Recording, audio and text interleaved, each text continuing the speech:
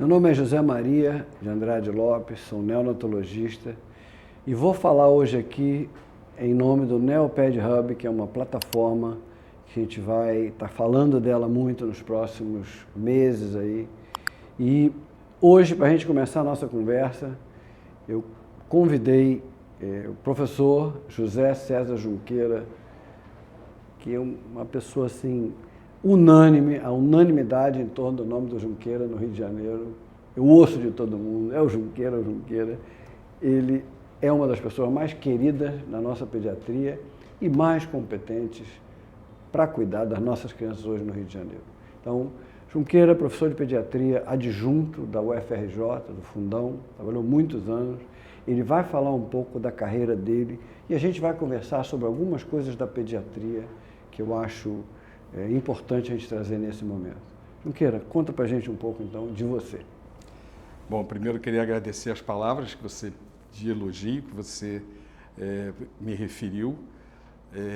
Eu sou um pediatra com uma subespecialidade em gastroenterologia pediátrica, que é o que eu venho praticando nos últimos 15, 20 anos. A minha história começa muito antes, porque meu pai era médico e eu era o último filho, eu era o caçula, e o meu irmão e o irmão de criação que eu tinha não fizeram medicina e meu pai queria que eu fizesse medicina. E na época eu morava nos Estados Unidos, meus 16, 17 anos eu morava lá, e eu queria ficar nos Estados Unidos e eu aí resolvi fazer uma faculdade de biologia marinha. E meu pai simplesmente cortou a minha mesada e eu tive que voltar para o Brasil, e aí eu fiz vestibular e entrei para a faculdade, para o UFRJ, onde fiz todo o meu curso médico, onde eu fiz a minha especialização em pediatria no Instituto de Puericultura e Pediatria Martagão de Esteira. Depois fiz o mestrado lá, depois eu fiz o doutorado, anos depois eu fiz o doutorado, aí não na UFRJ, mas na UFMG. E eu tenho assim muito orgulho dos meus grandes mentores, que foram professores que me guiaram a vida toda. Eu, na realidade, fui fazer pediatria porque eu me formei em 1979 e em 1978 teve o grande congresso de Alma-Ata, que era a capital do Cazaquistão, se eu não me engano, que foi uma reunião da Organização Mundial de Saúde com quase 200 países representados, e se criou as 5 normas para diminuir a mortalidade infantil até o ano 2000, já vão 23 anos, e que era monitorar o crescimento com gráficos, vacinação em massa, incentivo ao aleitamento materno, terapia de hidratação oral, e tem mais uma que eu agora não me recordo de imediato, mas eram 5 normas, e a minha turma, quando ouviu falar em 78 desse congresso, a gente achou que ia salvar o mundo se a gente fizesse pediatria e aplicasse essas 5 regras básicas que a Organização Mundial de Saúde, e que são válidas até hoje, né? A terapia de hidratação oral certamente salva, e eu peguei ela no início, lá de 78, 79, 80, 81, o início que Pizarro e o outro pesquisador inglês criaram na Índia, baseado nas perdas de cólera, né? A terapia de hidratação oral, que gerou esse soro oral que a gente usa hoje. Não sei por que até hoje nenhum deles ganhou o prêmio Nobel ou algum prêmio assim, porque na realidade perto de 3 milhões de crianças deixam de morrer por ano por conta da simples terapia de hidratação oral. E a vacinação em massa, que nós somos no Brasil exemplo para o mundo, nós temos uma tabela de vacinações que não existe em lugar nenhum do mundo, gratuitas, que isso é uma coisa super importante. Então, naquela época, a gente achou que ia salvar o mundo, e aí eu fui fazer pediatria. Eu não ia fazer pediatria. Eu tenho um tio que era professor titular, professor Domingos Junqueira, que era professor titular de cirurgia cardíaca da UF, e todo mundo na família fazia cirurgia cardíaca. E eu trabalhei durante toda a minha vida acadêmica, de acadêmico, de estudante, eu trabalhei com cirurgia cardíaca. eu fazia extracorpórea, eu fazia...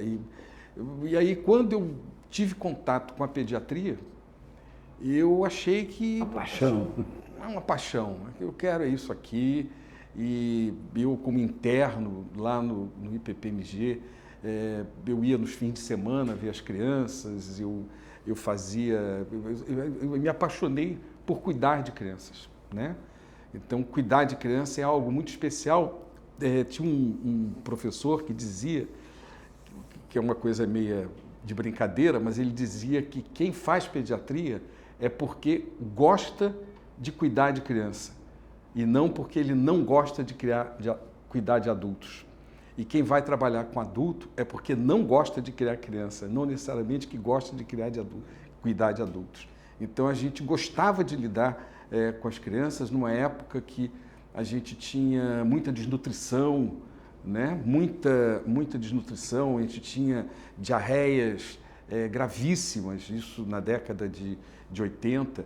E logo depois, em 83, eu fui trabalhar, fui convidado por um dos meus mentores, que foi o professor Azor José de Lima, que infelizmente faleceu há 2 anos e pouco atrás, que ele me convidou para ser professor de pediatria na Unirio. Eu tinha conhecido ele na maternidade escola. E ele me convidou e eu aceitei e fui ser professor lá na Unirio, que a gente ficava no Hospital Gafreguenle, que na época era um hospital de referência de AIDS. Então, eu vivenciei toda a epidemia de AIDS numa época que a gente não sabia como tratar, nem sabia como transmitia. Aquilo foi uma época super estressante e, ao mesmo tempo, fui trabalhar em 80 e poucos. Fui trabalhar também no Miguel Couto e trabalhei na emergência no Miguel Couto quase 10 anos, o que me deu uma vivência. Eu digo sempre que eu aprendi a não ter medo de paciente a partir do momento que eu trabalhei tantos anos na emergência pediátrica e tantos anos com pacientes HIV positivos, que não era a minha especialidade, até porque a gente não conhecia. Mas o professor Azor, ele fazia gastro. Ah, sim. Eu ia te perguntar, que horas que você foi para... O professor Azor foi um dos pioneiros da gastroenterologia pediátrica, junto com o professor Ulisses Fadugundi Neto, da Escola Paulista de Medicina, com o Jamal, que também era da Escola Paulista de Medicina, o professor Francisco Pena, que era um pouco mais novo, da UFMG. Então, esse pessoal estava começando a desenvolver a especialidade.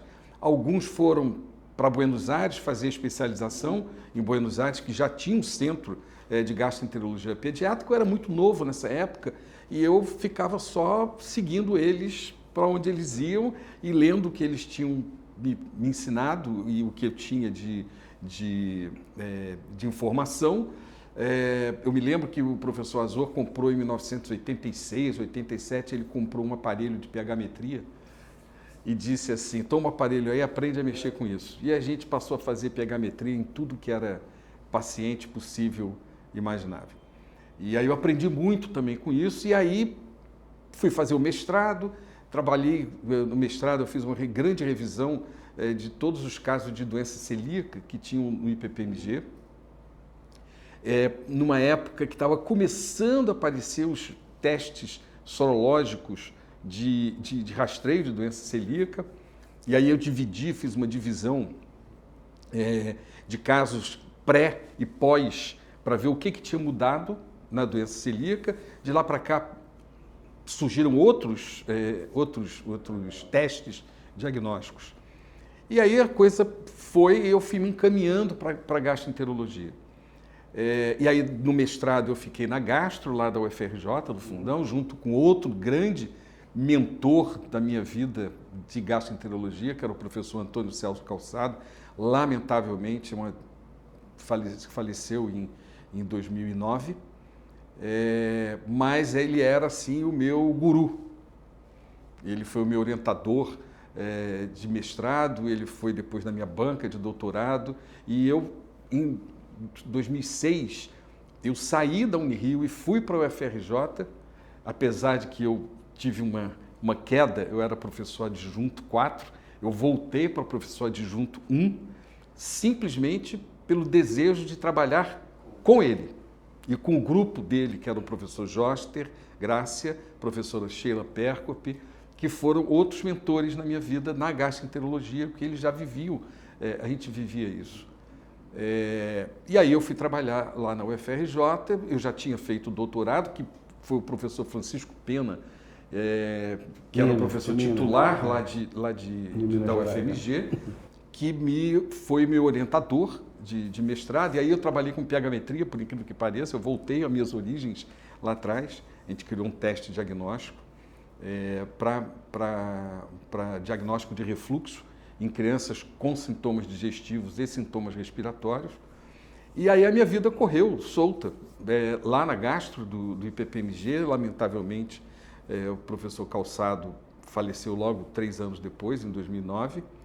E aí continuei com a professora Sheila, o professor Joster, aprendi muito com eles. E aí eu já tinha o título de especialista em pediatria pela Sociedade Brasileira de Pediatria, e aí eu requeri o teste, a proficiência em gastroenterologia pediátrica, também pela Sociedade Brasileira de Pediatria. E aí a minha vida correu em gastroenterologia, mas sempre, assim, sempre tem alguma coisa da pediatria geral, porque a gastroenterologia, ela se expande um pouco, né? Hoje a gente tem essa noção da interação cérebro-intestino, com uma série de outras doenças e condições onde eu tenho a gastroenterologia está no meio, né? Então eu fui fazendo toda essa formação e agora, já com 40 e poucos anos de formada, 2 anos atrás, eu me aposentei na UFRJ, ainda continuo frequentando os grupos de gastroenterologia pediátrica, continuo praticando gastroenterologia pediátrica no meu consultório privado e sou um apaixonado por leituras. Eu adoro ler os meus assuntos prediletos. Aí você está tocando num ponto que eu queria te perguntar. Aliás, tivemos uma conversa a respeito que as doenças estão mudando, né? Quer dizer, eu não me lembrava de tanta doença intestinal inflamatória, não me lembrava de tanta alergia a leite de vaca. Fiz uma formação de pediatra, fui muitos anos, trabalhei como pediatra também. E aí te perguntei outro dia, eu queria que você falasse para a gente aqui, o que você acha que mudou isso? Eu sei que é um dos seus interesses. É um dos meus grandes interesses, é saber como que as doenças novas aparecem. E aí eu vou contar uma história, eu sou de família mineira que adora contar um caos.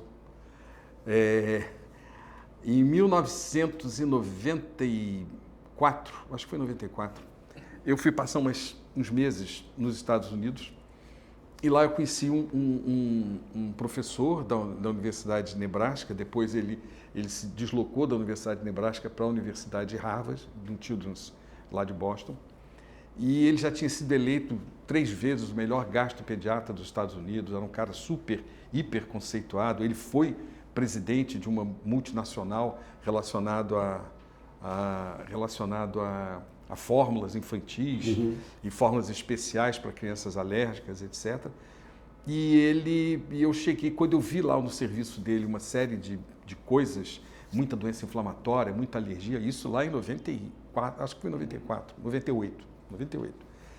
Eu olhei para ele e disse assim, esse professor chamava-se John Vanderhoof, e eu olhei para ele e disse assim, John, a gente não tem isso no Brasil. Aí ele olhou para a minha cara e disse assim, olha só, vocês não têm, mas vocês vão ter. Basta que vocês fiquem mais industrializados, mais limpinhos, que era um conceito na época, que era o conceito da higiene. Quanto mais limpo o ambiente, mais doenças a gente vai ter. Hoje não é esse mais o conceito. O conceito é da biodiversidade, é outra coisa que a gente pode falar a qualquer momento. E na realidade aconteceu isso. Hoje a gente atende, talvez, pelo menos por semana, 2 ou 3 pacientes com doença inflamatória. Lá na UFRJ a gente tem todo o histórico de consultas.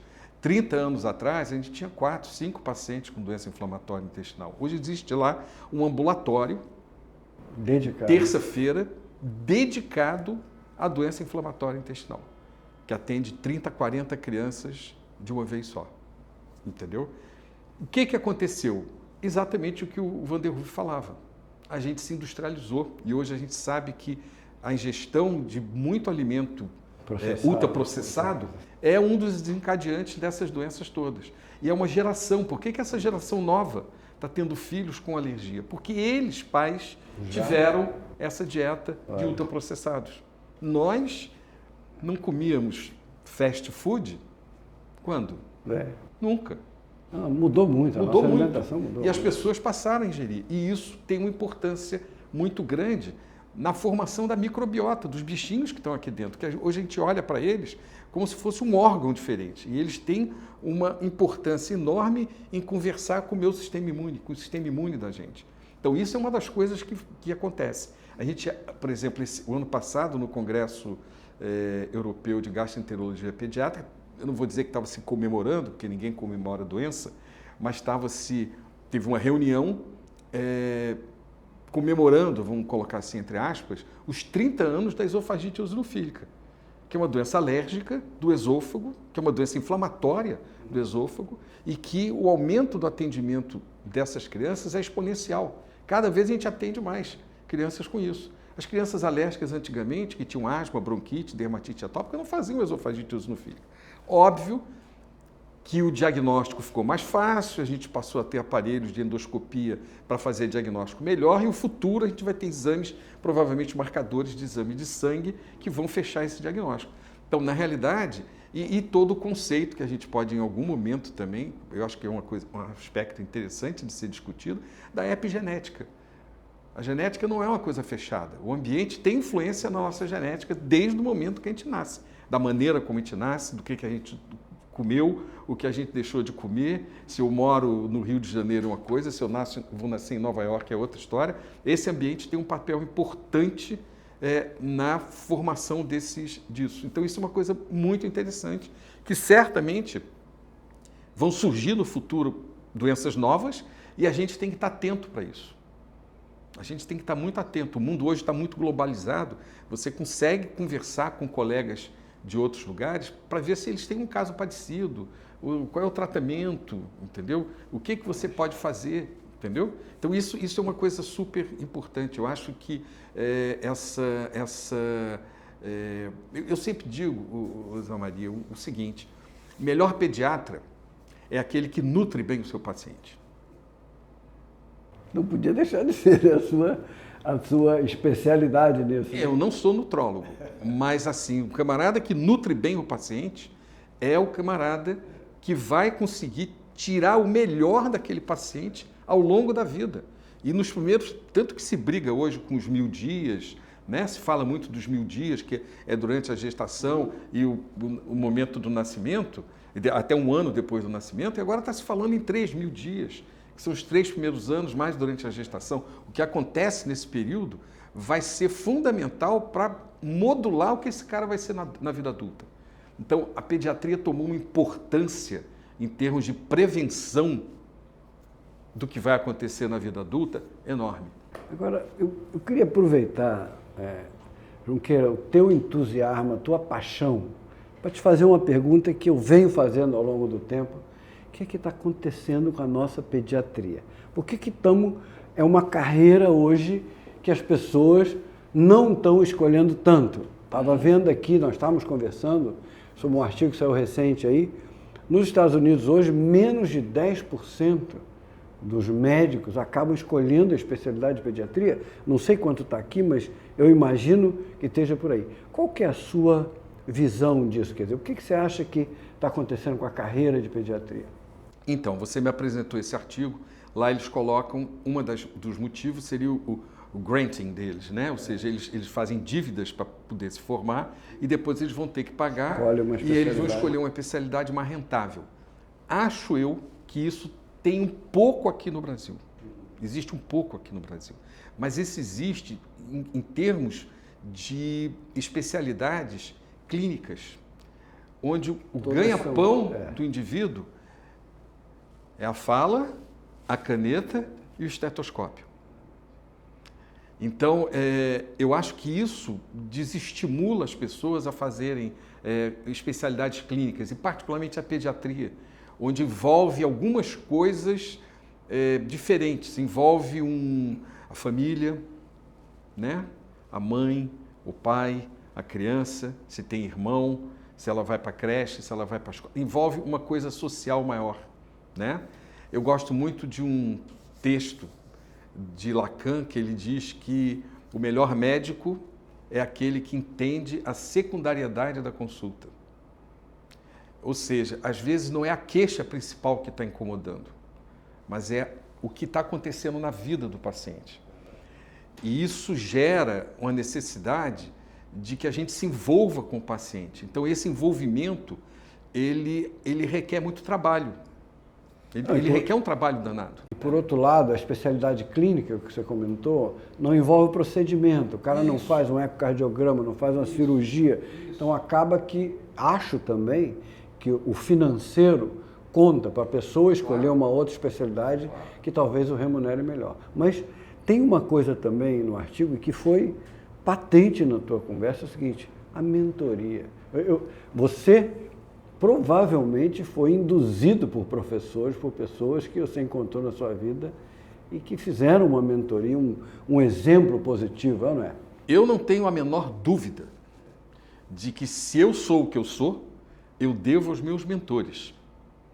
Eu devo o meu pai também, que era médico e que me deu alguns conselhos, como sempre, se você no final da anamnese não tiver detalhes do diagnóstico, começa a conversar de novo. Entendeu? E tinha um monte de coisa que ele falava para mim.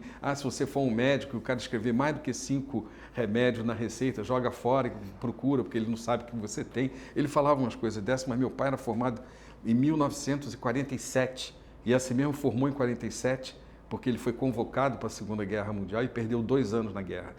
Então, ele devia ter se formado em 45, ele era de 2000, ele devia estar agora com 103 anos. Então, ele tinha umas coisas assim, eu até hoje guardo os livrinhos dele, que ele anotava fórmulas dermatológicas, etc. e tal. Então, na realidade, o que acontece é que os meus mentores, eles foram fundamentais na minha vida. Fundamentais na minha vida. Eles me formaram, não só medicamente falando, mas eles moldaram o meu caráter e a minha maneira de ser foram moldadas por eles. Eu não tenho a menor dúvida disso. Excelente. Eu acho que essa é uma conversa que a gente pode fazer muitas vezes ainda. Eu acho que temos muito mais para conversar, mas queria agradecer muito ao professor Junqueira por essa conversa aqui.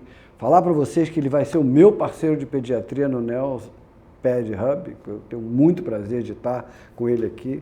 Vocês viram que é uma inspiração para a gente, é um cara apaixonado e que, obviamente, vai contribuir demais para a nossa empreitada aqui.